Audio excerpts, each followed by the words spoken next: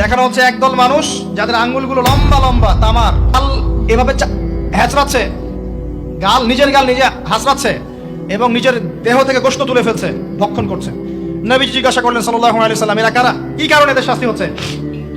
তাকে বলা হলো, এরা আপনার উম্মতের সেই সব ব্যক্তি যারা সবসময় গীবত আর সমালোচনায় ব্যস্ত থাকে। এবার নবীজি দেখছেন এক শ্রেণীর মানুষ, পেট এইরকম ফোলা, অট্টালিকার মতো পেট ফোলা, আর ভিতরে সাপ কিলবিল করছে, এবং এদেরকে রক্তের নদীতে ফেলে মাথাটা ফাটিয়ে দেওয়া হচ্ছে। নবী জিজ্ঞাসা করলেন সাল্লাল্লাহু আলাইহি ওয়াসাল্লাম, এরা কারা? এরা আপনার উম্মতের এই সব ব্যক্তি যারা ছিল সুদখোর, রিবাখোর। মানে এই উম্মতের অন্যতম বড় সমস্যা হবে রিবা, যেটা আমি বলেছি, প্রতিটা সেক্টরে রিবা। সবচেয়ে নিম্ন পাপ নিজের মায়ের সাথে জেনা করা, সবচেয়ে উচ্চ পাপ আল্লাহ এবং তার রাসূলের সাথে যুদ্ধ করা, এটা হলো সুদ। এবং এর বাস্তবতা হচ্ছে এই, ধনী দিন দিন ধনী হবে, গরিব দিন দিন গরিব হবে, এটা বাস্তবতা। রক্ত চুষে খাওয়া হয়, এই কারণে রক্তের নদীতে ফেলা হয়েছে। এবং সাপ খেয়েছে তারা, সাপ খেয়ে পেট ফুলিয়ে ফেলেছে। আর একটা হাদিস আগেই বলেছি, যে দেয়, যে নেয়, যে সাক্ষী থাকে, যে লিখে রাখে, সবাইকে সমানভাবে লায়নত করেছেন নবী সাল্লাল্লাহু আলাইহি ওয়াসাল্লাম। নবীর লায়নত নিয়ে হাউজে কাউসারের পানি কোশ্চিন কালো পাবেন না, কবরের উত্তর দিতে পারবেন না। এমনকি নবী সাল্লাল্লাহু আলাইহি ওয়াসাল্লামের সুপারিশ আপনার কপালে নাও জুটতে পারে, সতর্ক হয়ে যান। তিনি আসছেন, দেখলেন এক শ্রেণীর মানুষ আগুন, বড় বড় আগুনের দলা, এগুলো মুখে ঢুকাচ্ছে, পিছনের রাস্তা দিয়ে বের হয়ে যাচ্ছে। নাউযুবিল্লাহ পড়ি আমরা। জিজ্ঞেস করা হচ্ছে, কারা এরা? মর্মান্তিক শাস্তি হচ্ছে। নবী সাল্লাল্লাহু আলাইহি ওয়াসাল্লামকে বলা হলো, এরা আপনার উম্মতের সেই সব ব্যক্তি, listen to me very carefully, এরা আপনার উম্মতের সেই সব ব্যক্তি যারা ইতিমদের মাল আত্মসাৎ করে খেত। ইতিমের মাল আত্মসাৎ করলে যদি এই শাস্তি হয়, জনগণের মাল আত্মসাৎ করলে কি হতে পারে চিন্তা করে দেখেন।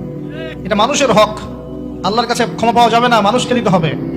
আরো এগিয়ে আসলেন, তিনি দেখছেন, এবার বলতে গিয়ে আমার বুক কাঁপছে, দেখলেন এক শ্রেণীর মানুষ জিহ্বাগুলোকে টানা হচ্ছে, আগুনের কেচি দিয়ে কেটে দেওয়া হচ্ছে, আবার জিহ্বা জোড়া লাগছে, আবার কেটে দেওয়া হচ্ছে, চলতে আছে অনবরত, কন্টিনিউয়াসলি।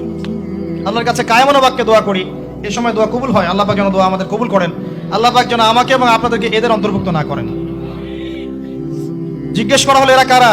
নবী সাল্লাল্লাহু আলাইহি ওয়াসাল্লামকে বলা হচ্ছে, এরা আপনার উম্মতের সেই সব ব্যক্তি যারা ছিল বক্তা, ওয়াইজ, যারা অনেক বক্তব্য করত, নিজে আমল করত না। আর এই মহামারী আমাদের মধ্যে ছড়িয়ে পড়েছে, কোনো সন্দেহ নাই। যদি না পড়তো তাহলে আমাদের কথায় মানুষের জীবন পরিবর্তিত হতো।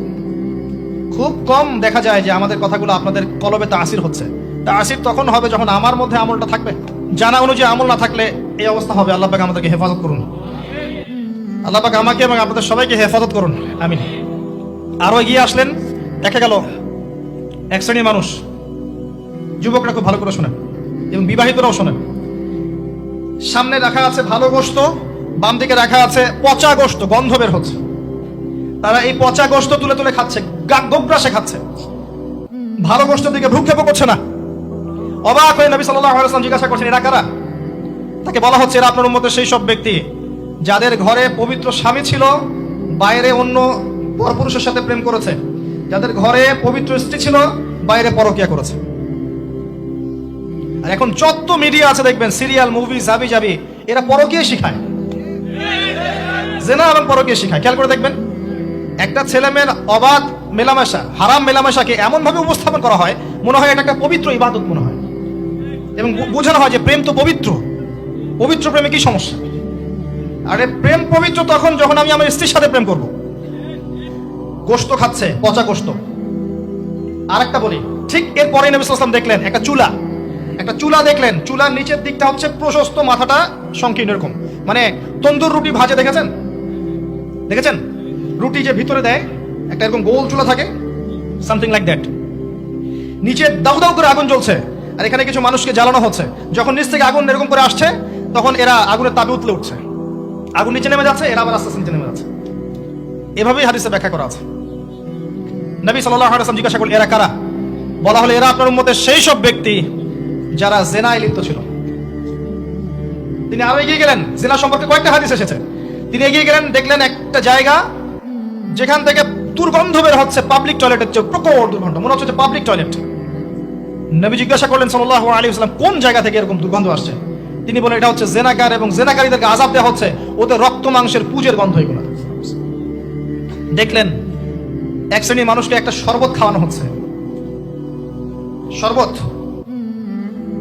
জাহান্নামীদের রক্ত মাংস পুজের নির্মিত। তার নাম হচ্ছে তিনাতে খাবাল। কি নাম? তিনাতে খাবাল। কাদেরকে খাওয়ানো হচ্ছে? যারা এই উম্মতের মাদক সেবন করতে, এদেরকে খাওয়ানো হচ্ছে। আমি আপনাকে একটু পিছনে নিয়ে যাই। আলোচনা শুরু করেছিলাম যেখান থেকে, ওই যে মৌলিক সমস্যাগুলো যেটা বলেছিলাম এই উম্মতের মধ্যে এখনো আছে, এটাই সেই পাপগুলোর শাস্তি যেটা কিয়ামত পর্যন্ত উম্মতের মধ্যে থাকবে। মাদক, পর্নোগ্রাফি, এই যে আপনার বিহায়াপনা, জেনা, সুদ, এগুলো এখনকার মৌলিক সমস্যা। এগুলোই হবে এই উম্মার বড় বড় সমস্যা, যার কারণে উম্মতের বেশিরভাগ মানুষকে ওখানে আযাব দেওয়া হচ্ছে। আল্লাহ পাক আমাদেরকে হেফাজত করুন। এরপরে ভাবে তিনি আরো কিছু শাস্তি দেখেছেন। দেখে আসার পথে জাহান্নামের যে বর্ণনা দিয়েছেন, যে বেশিরভাগ মানুষ সেখানে হচ্ছে জাহান্নামে নারী জাতি। কি কারণে তারা বেশিরভাগ জাহান্নামে যাবে?